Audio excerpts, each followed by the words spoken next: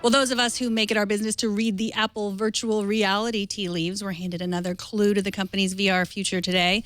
The Financial Times says Apple has hired virtual reality expert Doug Bowman. He's the director of the Center for Human-Computer Interactions at Virginia Tech. Apple did not comment on the story, but this is pretty interesting. I know that you follow VR pretty closely, Sam. What do you think about this? I mean, every single company at this point is getting at least some sort of consultant, some sort of plan. It's very easy right now for big companies to hire just a couple of people, have some fluency, some conversation in a very wait-and-see approach. Nobody from Google beyond Cardboard has any obvious plans to make some sort of product. There's enough other people making products, so it doesn't shock me at all. I would imagine every single tech company is looking just in case, because what's happening now is going to be useful research 5-10 years down the line when the average user is not terrified of putting on a headset and obscuring their vision while in a virtual world so that robbers can come in and take all of their real life things. Yeah, I mean, you have to imagine, like you say, Sam, everybody's working on VR, if not because they want to do something now, but to protect themselves long term. If VR truly is the platform of the future, which who knows if it is or it isn't, but it's certainly on the table, Apple, of all companies, definitely wants to have a hand in there as early as possible and know where they're going with it. This could also not necessarily be a VR hire. I mean, I'm sure he's got a background in VR. He's also got a background in things like 3D UI, three-dimensional user interface, which could be handy in, let's say, their car, their car that isn't confirmed to have, exist in some way, shape, or form, but everybody kind of knows that they're working on something along those lines. Some sort of, UI component to that. He's also has a background in working with kind of like, So this is navigating kind of like 3D spaces with commodity hardware. If you show the other video that's in the doc, you can see some research that he did around using a Leap motion controller to do kind of hand gestures for navigation. And this could have application in, a car setting as well. If you can imagine kind of having like, hands-free, motions to do different... Or drive your car like Superman, like this guy. I know, right? Like, this is awesome. Now, flying your car, basically.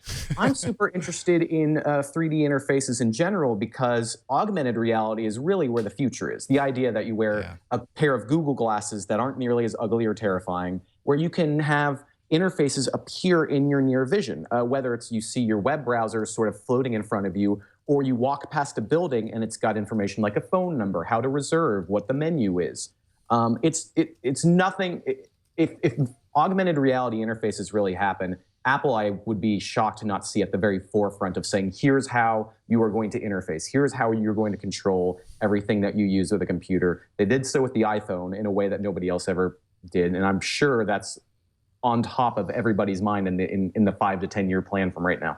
And it looks like he has a little bit of background in augmented reality also. He got a $100,000 research grant from Microsoft for using the HoloLens to study on collaborative analysis of large-scaled mixed reality data. So I guess we've talked about this. Mixed reality is now the term that they're using for consumers because augmented sounds scary for some reason. Sounds awesome. And not to be outdone, Google has hired a global VR evangelist for YouTube. Scott Brook comes from Jaunt. They're the creators of a professional-grade stereographic cinematic VR camera codenamed Neo. I don't know anything about Jaunt. Do either of you have experience with Jaunt? Not aware of Jaunt, and definitely no experience with it. If it has the word Neo in it, I just assume there's a colorful pill involved. Okay, before we move on, so we're following this story so closely, like every hire, everything that they purchase. I'm just curious because I was sort of on sabbatical when Facebook bought Oculus, but I don't know, did everybody follow Facebook's interest in virtual reality, or was the purchase of Oculus more of a surprise?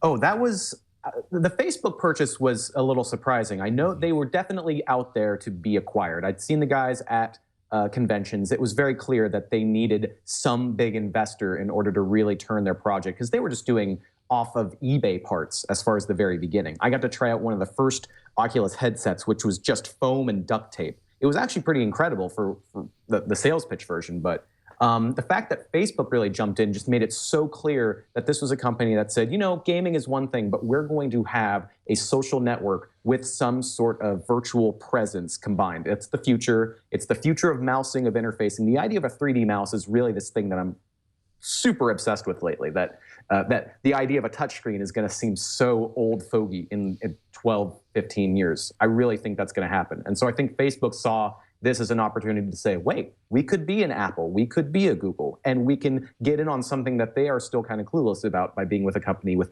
already 5 years experience. So the Facebook getting them was sort of surprising, but once they did so, their plans, the dominoes seem to really roll out in terms of where they want to be. Yeah, and I feel like the Facebook Oculus kind of collaboration. Marriage. It was an acquisition. Yeah, marriage. There we go. That's a better word. It's less than a collaboration. They bought them. But I feel like that kind of, at least from my perspective, kind of changed the conversation about VR from being, oh, VR is this futuristic thing that's going to, be an interesting kind of like gaming platform, and turned it more into, no, you know what? It's a computing platform potentially. This is a platform that everything exists on, and not just, these kind of splashy demos, but like we could run the internet off of this if we think about it, and in broader terms. Mm-hmm. That's kind of what the Oculus merger seemed like for me anyways.